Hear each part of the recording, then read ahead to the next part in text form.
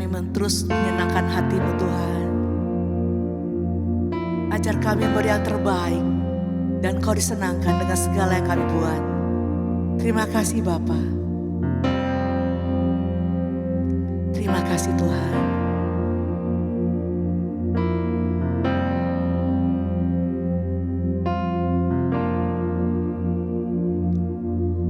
Tuhan, ku mau menyenangkan-Mu. Tuhan, bentuklah hati ini jadi bejana untuk hormat-Mu, cemerlang bagai emas murni. Tuhan, ku serahkan hatiku, semua ku berikan padamu. Kuduskan hingga tulus selalu, agar aku menyenangkan-Mu, menyenangkan-Mu, senangkan-Mu. Hanya itu kerinduanku, menyenangkan-Mu, senangkan hati-Mu. Hanya itu kerinduanku. Ajar kami menyenangkan-Mu Tuhan. Ajar kami dalam hidup kami untuk senantiasa menyenangkan-Mu. Terima kasih Bapa.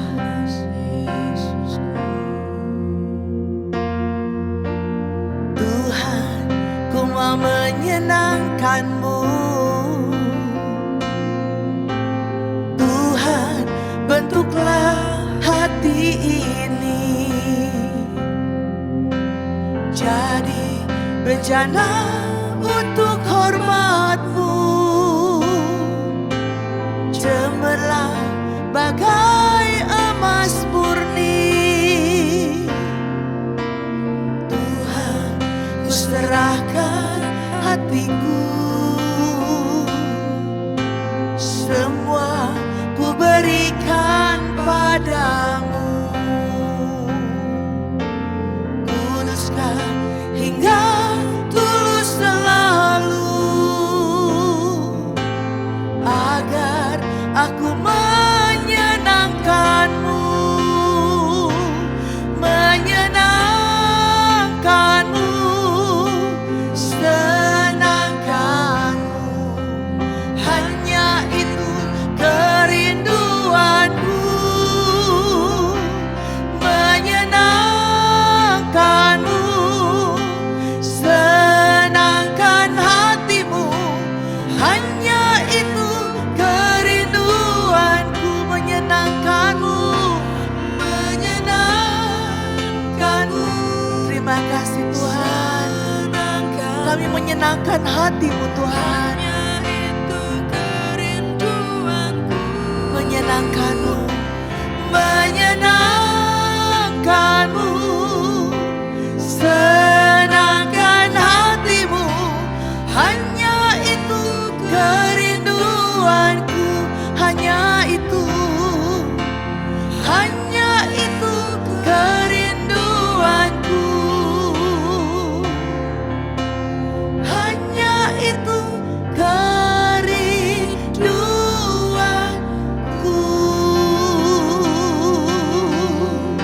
Hanya itu kerinduan kami Tuhan, hanya itu kerinduan kami untuk terus bisa menyenangkan hati-Mu. Terima kasih Tuhan, mampukan kami lewat hidup kami Tuhan, untuk dapat memberi yang terbaik, memberi yang terbaik, yang terbaik buat Engkau Tuhan. Terima kasih Tuhan. Amin.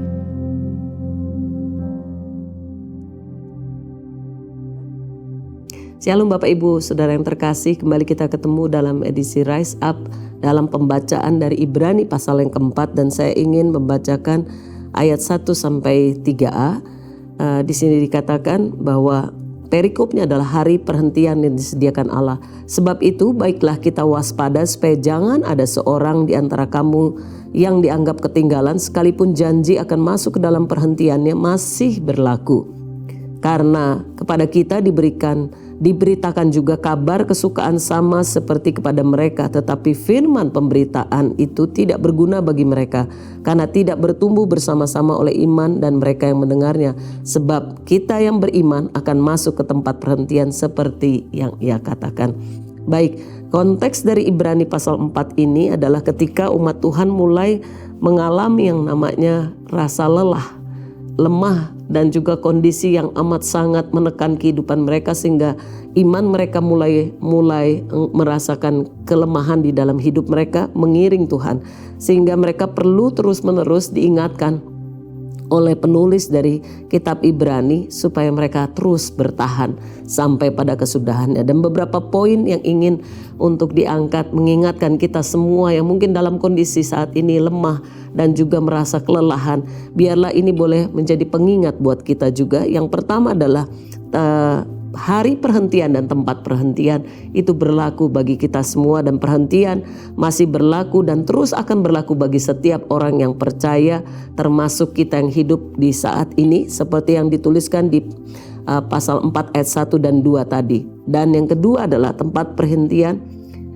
tersebut disediakan bagi semua orang, khususnya mereka yang meresponi atau menerima panggilan Tuhan dalam hidup mereka untuk menerima anugerah dan meresponi dengan benar, dengan positif.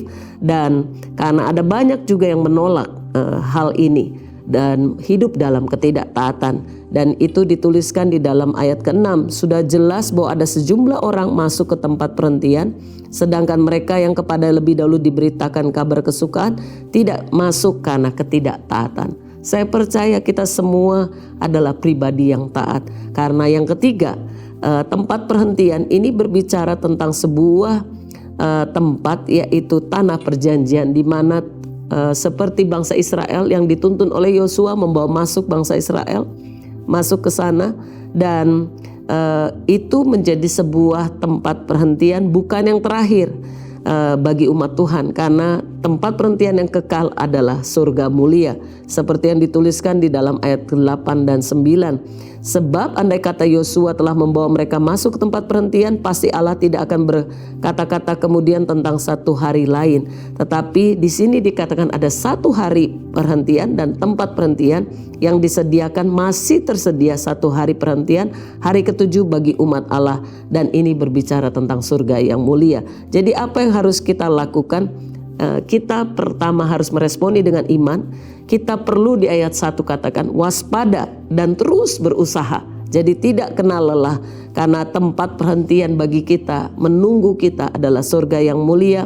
Dan inilah yang menjadi fokus kita, target kita untuk kita bisa ke sana oleh karena kita percaya kepada Tuhan. Dan diingatkan pada kita semua, tempat perhentian yang kekal sebagai tempat di mana orang percaya berkumpul, karena hidup di dunia ini adalah hidup yang sementara. Dikatakan kemah kediaman yang sementara di dunia ini. Karena itu biarlah kita menyadari tidak ada yang tersembunyi di hadapan Tuhan, sehingga segala sesuatu itu dibukakan, dan di hadapan Dia itu semua terbuka. Biarlah kita mau memberikan satu pertanggungan jawab, mengetahui bahwa satu saat kita akan kembali pulang ke surga yang mulia. Dan biarlah kita menyadari untuk melakukan 3 hal yang penting ini, yaitu tetap aktif dalam iman, waspada, tidak menyerah sampai Tuhan panggil kita. Mari kita berdoa.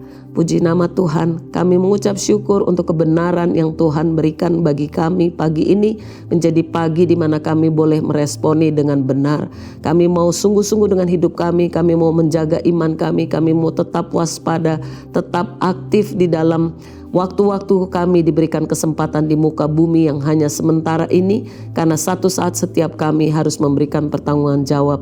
Biarlah Kau dapati kami terus setia terhadap Engkau, dan kami terus mengizinkan Roh Kudus memimpin hidup kami. Kami menyerahkan semuanya ke dalam tangan Tuhan, karena kami percaya Engkau akan menuntun kami dari satu perjalanan hidup kemuliaan hingga kemuliaan meningkat. Dalam nama Tuhan Yesus kami berdoa dan bersyukur. Amin. Ibrani 4. Hari perhentian yang disediakan Allah. Sebab itu, baiklah kita waspada, supaya jangan ada seorang di antara kamu yang dianggap ketinggalan, sekalipun janji akan masuk ke dalam perhentiannya masih berlaku.